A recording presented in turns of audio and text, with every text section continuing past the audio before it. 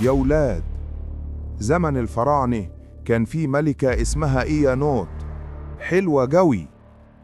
الملكة ديت ما كانتش زي أي ملكة، بيقولوا إنها كانت بتعرف تكلم الطيور وتفهم كلام الريح. لما ماتت أهلها بنوا لها هرم صغير، ووقفوا تمثال ضخم قدام الهرم ماسك جناحين.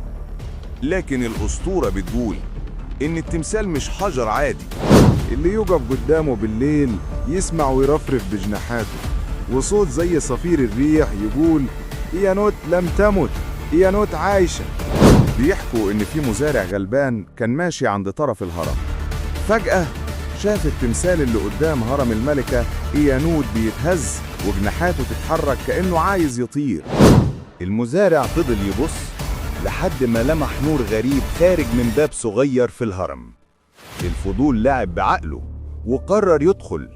أول ما خطى جوه حس برعشة في جسمه، الجدران كلها منقوشة برسومات طيور وعيون بتبص عليه. ولما قرب أكتر لقى تابوت من الذهب.